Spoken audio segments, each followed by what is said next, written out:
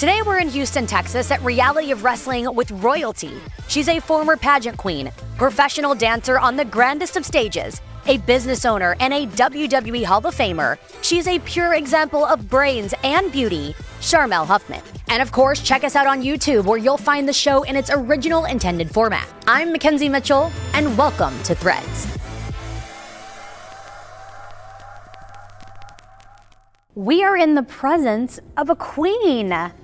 Queen Sharmell, hi, how are you? I'm well, how are you? I am good, and I am so excited to be at Reality of Wrestling. Like, we're in the facility. It's so beautiful in here. This is our home. Yeah. Oh my gosh, it's amazing. Thank you. And I'm excited to ring announce tonight. I'll be doing some ring announcing here. Absolutely. Kind of showing my skills off a little bit. But I'm so excited to have you on Threads because I'm a fan of yours. You're just such an inspiration and role model to so many females, truly, of you're a businesswoman, you're an entrepreneur, you're an actress, like the list goes on. And not only that, you're a fashion icon. Can we talk about what you're wearing today? Listen, I was gonna say the same about you, but thank you. But yes, today I am wearing Giovanni. Oh, and beautiful. I absolutely love the feathers and the glitz and the glam. Yes. So yeah. Yes. Well, you've had so many different versions of Queen Sharmell when we talk about early days of pageantry, and then we kind of go into some professional dance, and then we eventually segue into professional wrestling, Storm, Paisley, the list goes on. Do you have a favorite version of yourself? Oh wow, that's a great question. A favorite version of myself, I think, would be Queen Sharmell, and I'm taking that back to the beauty pageant days because I think that's where it all started. Yeah. Is there a current superstar in any company that you love their look and what they're doing right now? I am all about and will forever be all about Bianca Belair. Oh, aren't we all though? She's EST. phenomenal. Yes. And the fact that she makes her own gear, if you can't tell already, I'm a clothes person. I remember when I first met you and I saw your shoes, I completely freaked out. We talked about different designers that we like, that we have in common. So yes, so to answer your question, Bianca Belair, hands down. Bianca Belair, and not to steer too far of that, you mentioned when we first met, we talked about designer shoes. Yes. And then fast forward, we're at NXT, and I think I stole Booker's phone, and I'm just talking to you about shoes for 10 minutes. Right, like, exactly. That's when I knew we were going to be friends. Right, I'm like, right. This is going to work. This is our friendship right here developing in front of our eyes. Yep. Well, we mentioned your pageantry days. Let's talk about you were Miss Black Indiana, and then you became Miss Black America in 1991. Like, what an amazing accomplishment. Myself, a pageant girl, I know that's huge. Yes. Were you wearing your same gown from Indiana into Miss Black America? I wore the same gown. At that time, I was really, really young. I think I was only 20 years old when I won that pageant. So I didn't really, have a lot or know a lot at that time. And so I just stuck with the same gear. And that's why, fast forward to, and I call it gear. Of course, it was gowns back then, not gear. But fast forward to my wrestling days, and it's like, wow, I get to change outfits sometimes multiple times in a show, let alone every show. So yeah, but back then it was one gown, and now I've graduated to many. Yes, of course. How did you find that gown? What was the inspiration, or where did you find your evening gown that, where you had your crowning moment? So I was fortunate, I'm from a small town, Gary, Indiana, and I had a couple of people who believed in me, and they went out, sponsored me, found my gown. It just so happened to be perfect. I don't have it anymore because I don't even think I could fit my big toe in it at this point. But I keep pictures of it. And so even back then, before I knew what it was, I guess I had a team, and they really put me together. And then how were they finding your looks? Because you were doing media and interviews and all these different types of appearances. How were they finding those looks for you? They just really went out and looked at the magazines to see what was fashionable at the time. And then they would go out and put a little spin on it, make it my own. But whatever was the in thing at the moment, they would go ahead and find something similar. When you were younger, were you always about the glitz and glam? I absolutely was. Yes. I was always glitter, sequins, things like that. So boas, because I was a dancer. So I had all these costumes that I would just grab a linen off of the table or something like that if it was sparkly or I thought it was pretty. So I've always been into patterns and designs and fashion. I have always loved it. Relatable, to be honest. Relatable. That's me as well. I'm like, if it sparkles, I'm into it. Absolutely. You mentioned you're a professional dancer. You were dancing for James Brown. Like, I don't even know if people realize that was an accomplishment in itself before you even entered the professional wrestling world. Right. Tell me about some of your looks from when you were on stage as a dancer. So James Brown was a very coveted position. I think at the time it was James Brown, Michael Jackson, and Madonna. Those were the top 3 people that you could dance for. So the amazing thing about James Brown is how professional he was. We always used to joke that we did 2 shows a night. The first show was sound check, which was a full-blown show, full-blown rehearsal, and then the next one was the actual show. So one thing that he taught me was to always be prepared, because my first night, I will never forget my first night dancing for James Brown. I thought, I'm gonna kill this, right? It's gonna be all of that, key, okay. right? But what I did not do was I did not rehearse in the boots that I was gonna be wearing for the show. That is why I have saved these boots to this day. These boots are so heavy because this is an actual grab steel. one? Yes. They are so heavy. And so Sharmell. I went to dance and could not lift my feet. I thought surely I was gonna get fired. So I immediately went home and started dancing in ankle weights. As you, In you ankle kind of weights, have to right. get accustomed to be this. able to, so when I tell you I was ready after that. Like, you can hear it. Yeah. Like, was this kind of your standard boot for every show? Yeah, and they traveled much like with wrestling, how we have the crates, the wardrobe crates. These traveled, which was why I had to go and get ankle weights so I could practice, because these were on the tour bus and on the planes and all of that kind of stuff going from show to show. But yeah, so I said, no, you will not catch me slipping again. No, you won't. No, you won't. Lesson learned, right? Learned. And I'm sure that transitions too into, the pageantry world, into professional wrestling. Like, you kind of get accustomed to what you like, and then once you have that fit, it's comfortable and you stay there. Yep.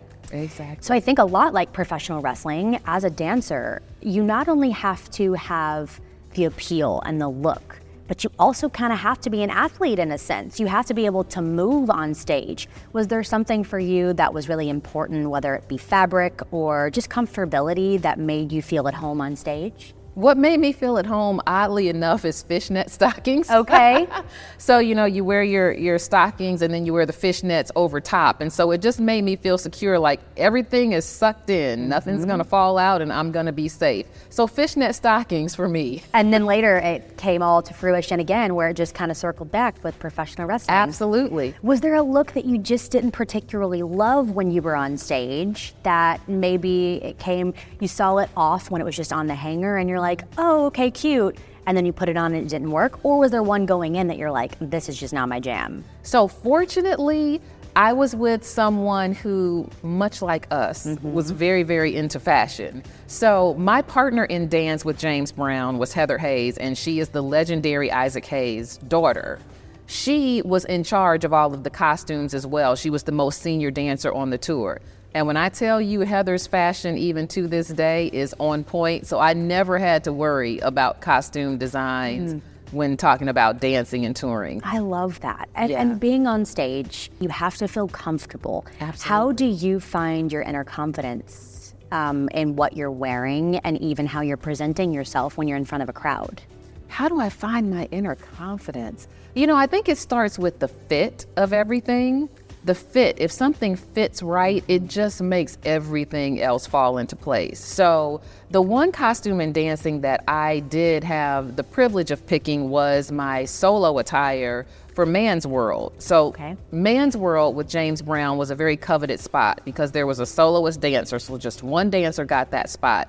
I was fortunate enough to be able to do that. Of course you did. So I love that. So it was amazing, and I was able to pick, a long flowy skirt so it moved with me, and it's almost like whatever motion I was doing or whatever emotion I was trying to evoke, the fabric and the material and the fit allowed me to do that. So when I had the confidence of just knowing my fit is right. Yes. Right? Then I could go ahead and just perform to the best of my ability and entertain the crowd. For sure. Yeah. How much of what you were doing in professional dance were you bringing into professional wrestling? All of it.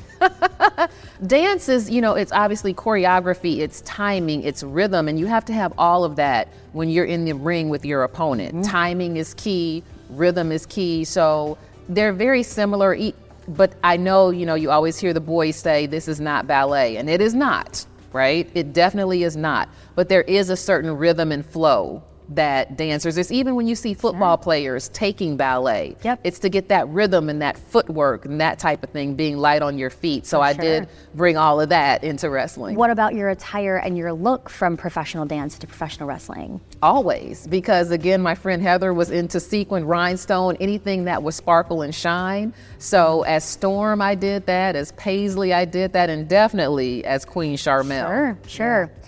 You mentioned as Storm. Let's talk about, you were one of the OG Nitro Girls. What an honor in itself. Oh my gosh. And how were you finding those looks when you guys were essentially creating something that didn't exist? Yeah, it was very different because the Nitro Girls were groundbreaking. They were trailblazers. Absolutely amazing. So fortunately, we had an incredible seamstress, Sandra. And I believe Sandra's over at AEW right now, if I'm not mistaken.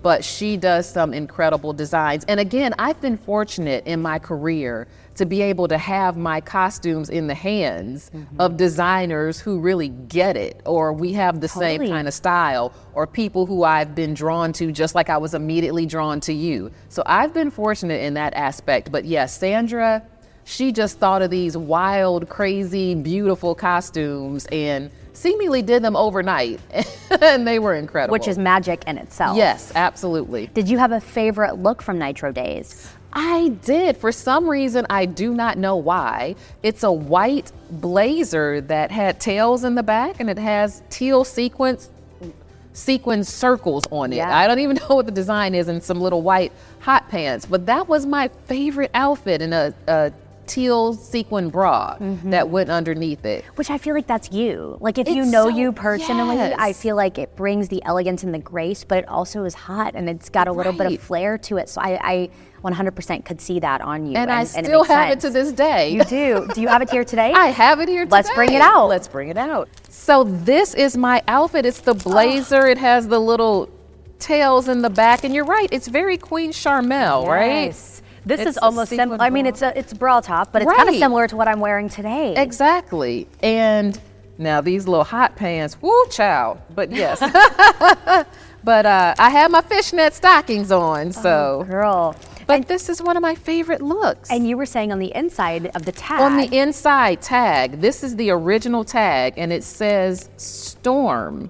That she had just handwritten. She just hand wrote Storm on the tag, and I'm so super excited.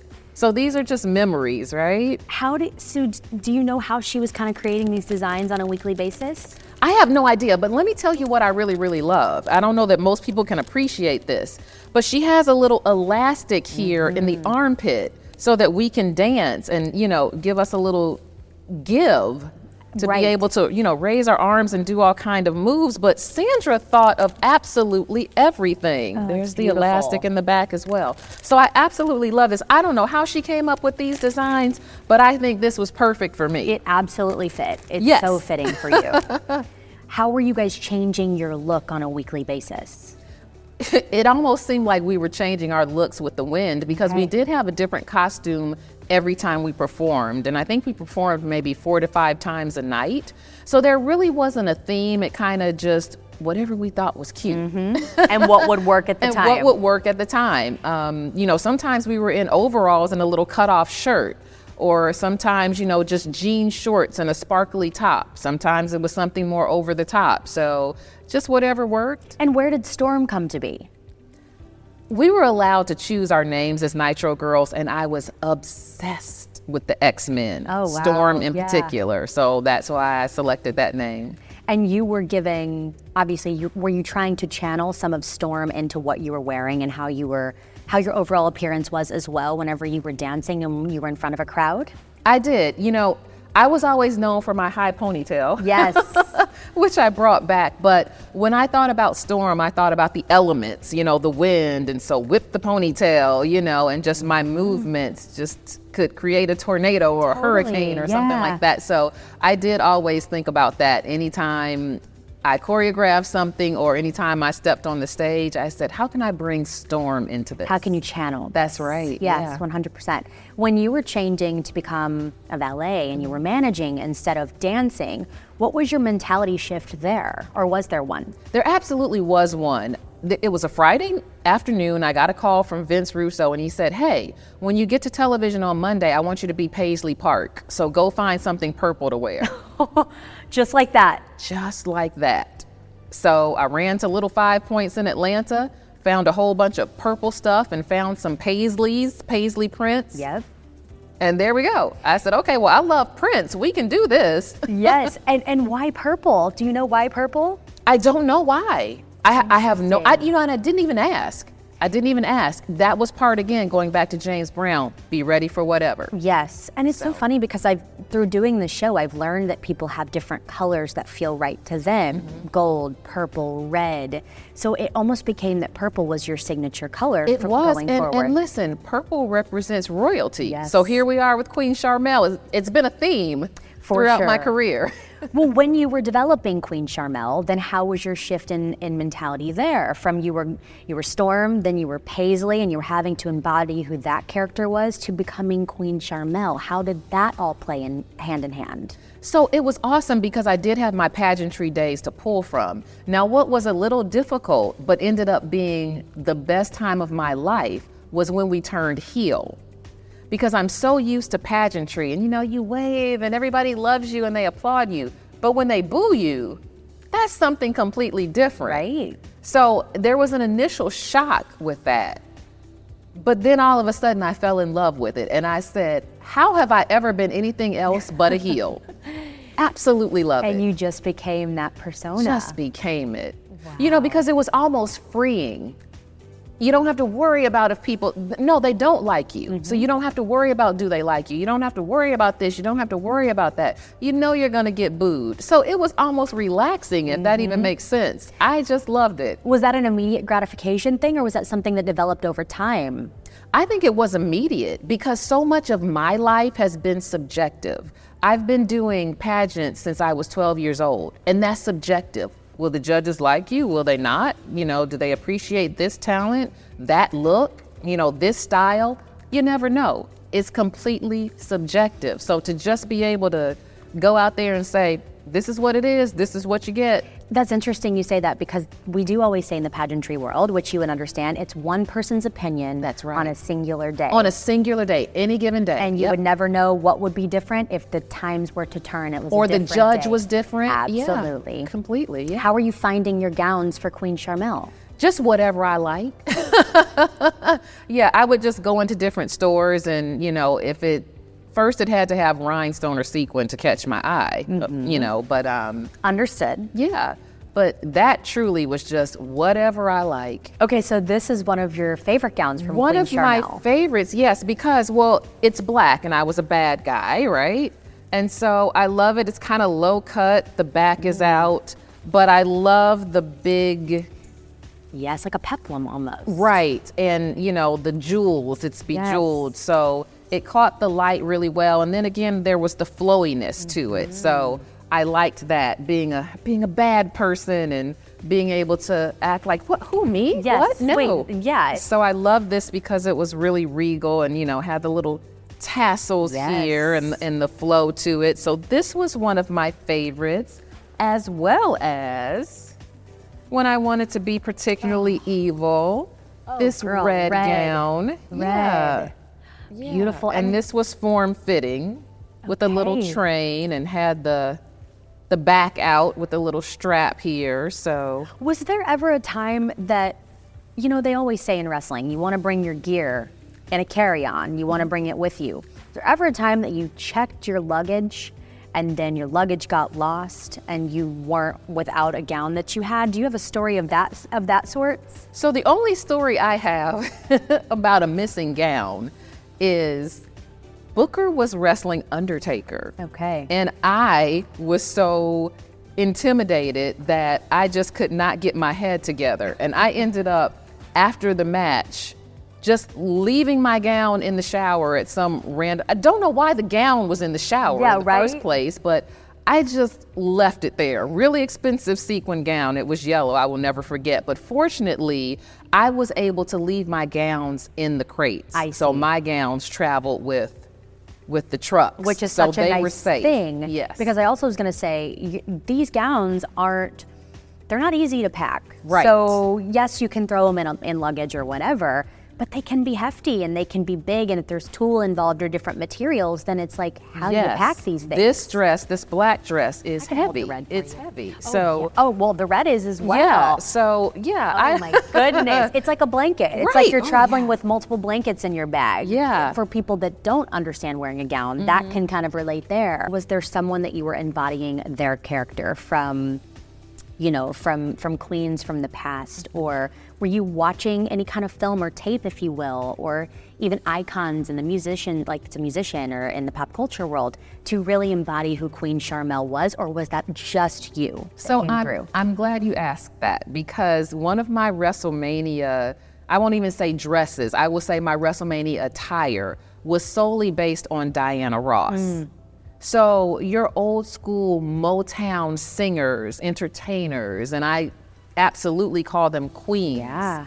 I would try to channel them in my attire. Totally. Yeah. Was there a part of your look, obviously you were wearing the gown, and you did have a tiara on as well. Was there another part in the details of the look that maybe television didn't see, but that just felt to you like it completed the look? Well, I would have to say my accessories, because I would always go over the top with rings and bracelets and earrings. So those are just the little things, but I would pretend like those jewels, which were way larger than my Hall of Fame ring, like I would have some big rings on, but I would pretend like that was an actual diamond or ruby or emerald. It's embodying a character. So just the little things, the little detail, like, the queen earrings I have on today. Flawless. Little details, yeah. And you know what, I noticed that as well as a jewelry designer, and I have my own jewelry brand. I have to say, I love your earrings today. Thank you. I noticed you were wearing a choker a lot of the time that was just really big and thick, and it almost felt like a statement. Was that what you were trying to say? Absolutely. Everything was a statement piece. I don't care if it was earrings, necklace, rings, whatever, shoes, everything was a statement piece. And I had to, have the complete look to feel like the queen. Booker came out with a robe. Yes. He had his robe and his crown. Did you ever have a robe made for you? I did not. Or a cape, I should say, not a robe. Well, the one WrestleMania outfit, I kind of had it double as a cape. And that was the look that I got from Diana Ross. This piece of loveliness. All right, so yes, this was my halter top. Okay. And this was the tiny skirt. Pieces. What was I thinking? Little tiny, of course it's bejeweled. But here's the part that I love. So when I came to the ring, I was completely covered up in this, right? This was wrapped around me like a cape. And then I all of a sudden slowly let the cape go, and it turned into my train. Wow. So this flowed down the ramp with me. And I just love the feathers and the sparkle, the detail. And I got that, from Diana Ross had a red boa feather thingy that she did, and she unveiled it, and it became the dress. And I said, yes. Moment. It was the moment. So when you were working with the designer for this, was this Sandra that you were talking about? No, so this was Julie, one of the WWE seamstresses, and I told her my vision, and she just executed it perfectly. I have learned that Julie is she has done so many of the most iconic looks in WWE. Absolutely. From the Bellas to you to John Morrison. Yes, and she's meticulous with it. Amazing. Wow. Yeah. Wow. This is beautiful. And I'm not kidding when I say I have to borrow can, this. look, for you something. can absolutely borrow it. Because here's the thing, it's these looks get sometimes one wear, one moment. Right. And then what do you do with this? It's been sitting in a bag in my closet. So. And how do you store all of you guys' items, you and Booker's together? I have a huge cedar closet. My husband will tell anyone who will listen that I'm a pack rat. Yes, I am. But I can't. You can't give this away. Right. So all of the stuff is just in bags in a cedar closet. And it gets brought out again for moments like this. That's right. That's 100%.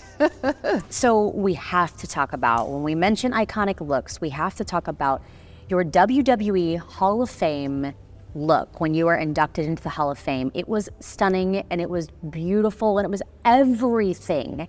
Take me through where that gown came from and how you decided on that one for such a big moment. I was really struggling with my Hall of Fame gown because obviously that's a huge moment and you want it to be right. So it just so happened that my husband was doing a speaking engagement in Dallas a few weeks before Hall of Fame.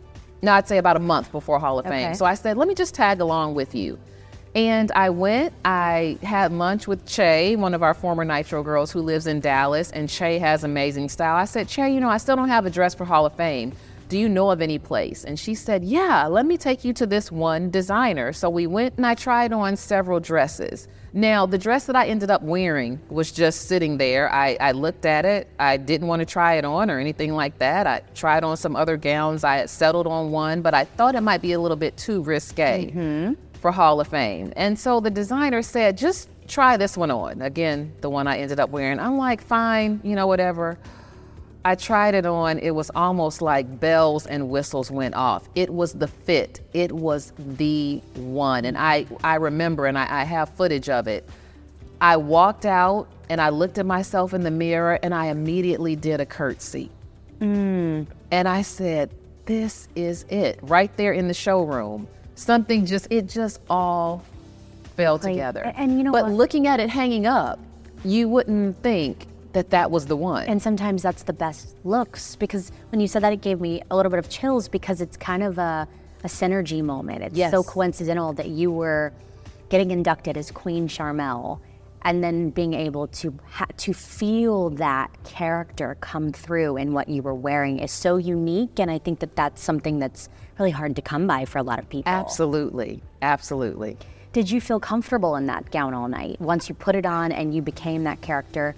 I felt like royalty from start to finish. Such an amazing night. And how was that day for you? Was it a lot of stress, or were you just calm and collected for that day of Hall of Fame? I was a hot mess because I did not even start my speech until the morning of Hall of Fame. And the writers and everybody, I know they probably were, even though they didn't say anything, I know they were probably panicking, but I kept telling them, I don't know what I'm gonna say, but I got this. And sure enough, I handed my speech in about, maybe an hour or two before we started, and they didn't need to make any adjustments to it. I think I had a really good speech. Yes. I'm a very good writer. I can say that about myself. And so the whole night was just magical, even though beforehand I really was a hot mess. Well, it didn't play out. Everybody saw was just grace and elegance. That's awesome. And now, this past year's Hall of Fame, did you have a custom gown designed for you for this past Hall of Fame? I did. When I designer here. Not to interrupt you, when I saw Booker posting that first, and then you posted it, I was like, oh. Okay, which we kind of talked about a little bit before, what you were going to wear for Hall of Fame, and the one that you settled on was just beautiful. Tell me that story. Well, so for those of you who don't know, I talked to Mackenzie because I'm like, I have no idea what I'm going to wear, what I should wear, and that's usually never a problem for me. I love fashion and always know, what I'm going to do. But for some reason, I was really, really struggling with this Hall of Fame. I have no clue why. Thank goodness a dear friend and my publicist stepped in and started calling around designers, and we found one here in Houston. Nice. I took my mom. I wasn't familiar with the designer, but I said, let's just go. Let's just see what happens. it was another moment of just, oh my gosh, this is it. So I have been really, really fortunate when it comes to that part. But I tried on 3 different gowns. All of them were gorgeous. It was just difficult to figure out which one to wear. Yeah. The 2 that I decided not to wear were both black. I wanted a pop of color this year, so I decided the orange one, which, you know, of course, I think is absolutely gorgeous. But yeah, so it just fell into place. What's your personal style? If we were to catch you on a daily basis, what are you wearing? My friends like to joke with me. They say that I have no middle ground. Okay. I either look like someone who lives under a bridge or I look like a runway model. There is no in between. So that's just what they tell me. So you never know. It's just based on the day. You never know. I love that because, you know, it's so interesting. People go through my social media and they think that I am that all the time. And I know you can relate to that when you're putting all of these looks on social media. Yes, you love to feel put together, but that's not reality. Sometimes I am not. Yeah. That's not reality. We are just normal people at the end of the day. Exactly. And I have twins who are very, very active. So sometimes I do not match when I leave the house, you know, so yeah. So what's going on in your life now? We've talked a little bit about the past, but what are you interested in and what are you doing now in your life? Right now I'm acting. I'm doing a lot of auditions. The other day I just had 3 auditions in one day, which for people who don't know is very draining because you're having to become 3 completely different people. Yes. And that is very, very tiring. So I just had a call back from one of them. Fingers crossed, we'll see. But I'm also writing. I've written a television series that I'm shopping now. And, you know, it's much like with Reality of Wrestling. You just do it yourself. So Booker and I, of course, are building Reality of Wrestling. We are trying to train the next generation of superstars. And that's really where our heart and soul lies right now and all of our time. Yes, absolutely. Well, Sharmell, thank you so much for being here, and thank you for having me in Texas City. It's awesome. I'm so excited for tonight. And listen, you have to come back so we can go shopping. I know, girl. Yeah. We need to get cocktails and we need to like hang out. All of that. All of the things. So, well, thanks so much. It's been great. Thank you. Thank you, Sharmell.